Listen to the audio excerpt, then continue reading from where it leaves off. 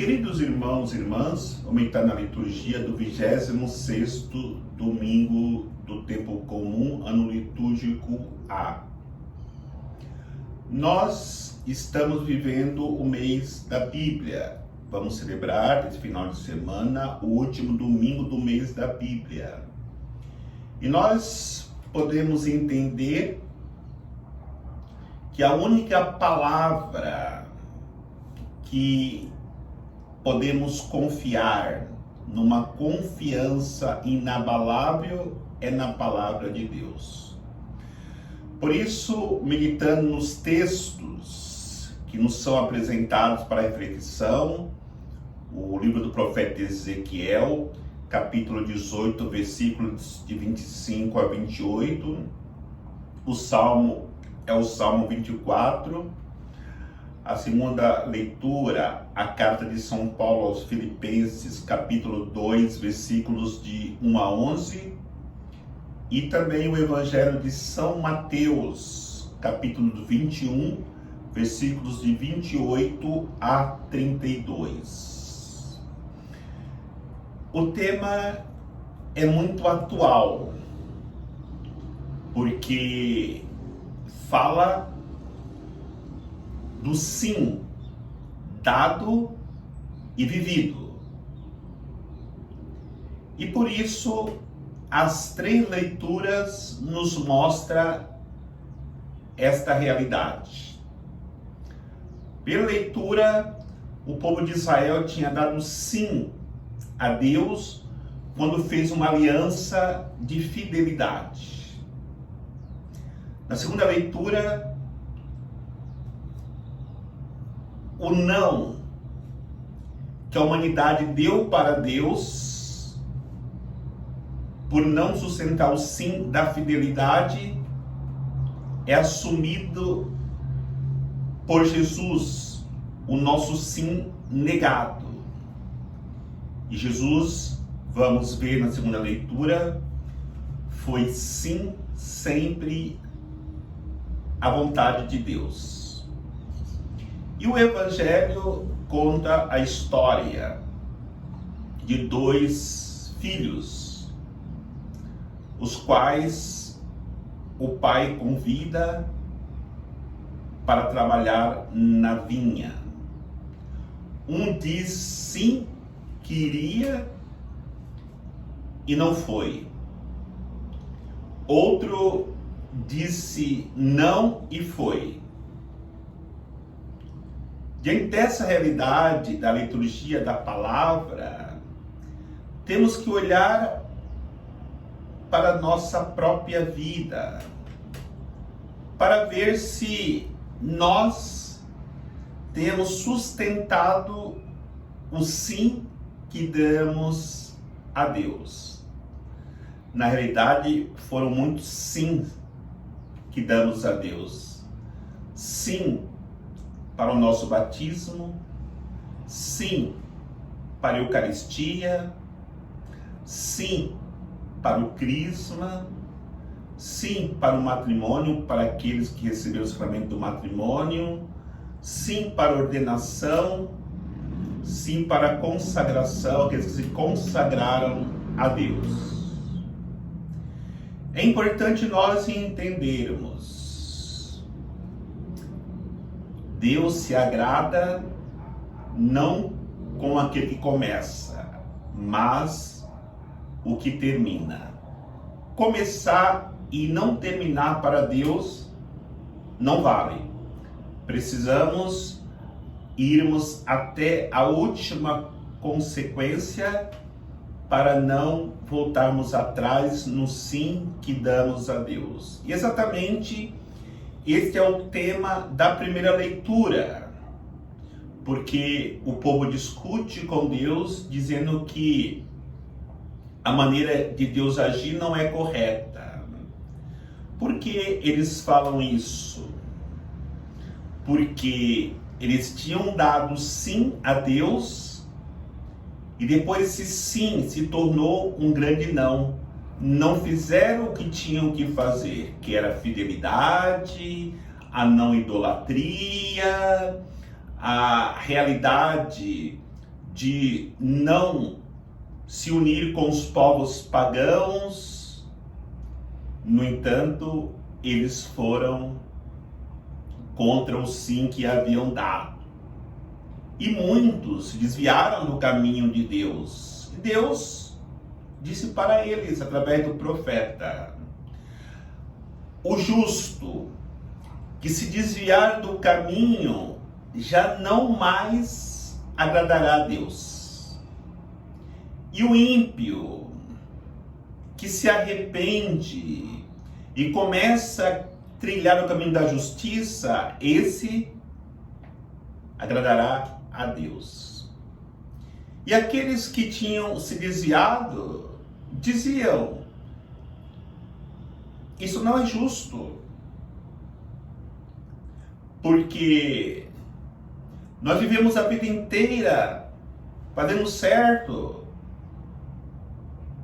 E aí está a nossa reflexão.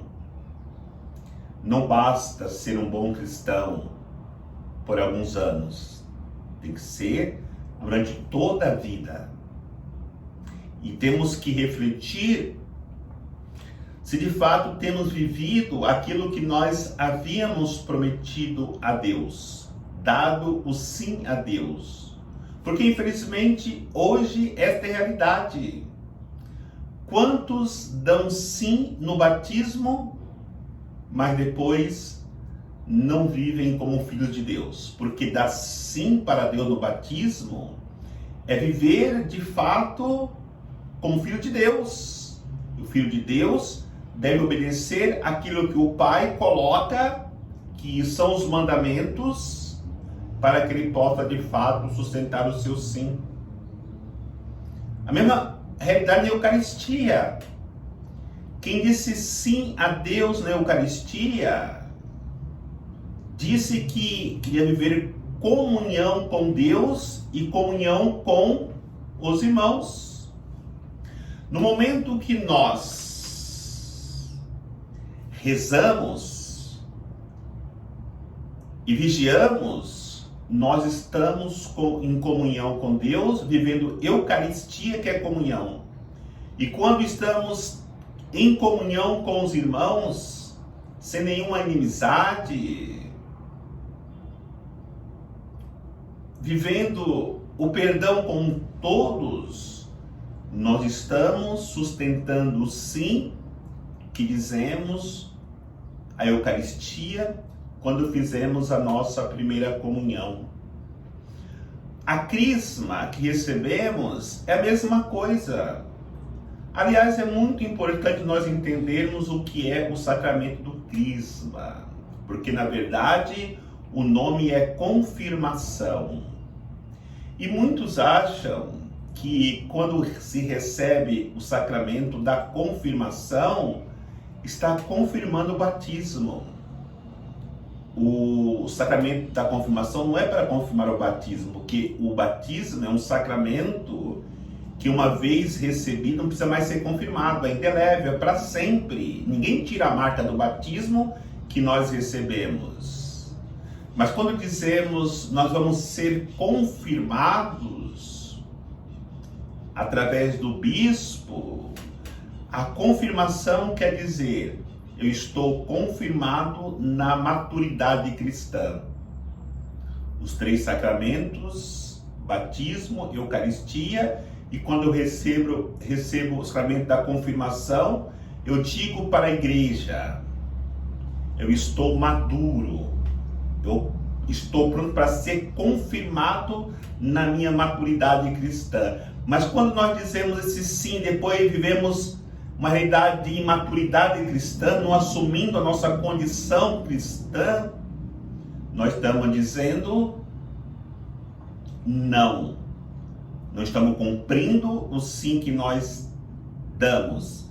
E assim também é com o sacramento do matrimônio.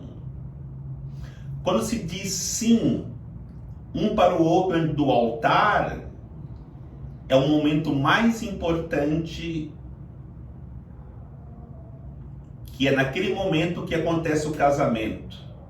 O momento mais importante da celebração do sacramento do matrimônio, mas aquele sim que é trocado entre o esposo e a esposa, não é só entre eles, mas também é um sim dado a Deus, de viver como família santa, de dizer para Deus: nós queremos imitar a família de Nazaré, Maria, José e Jesus.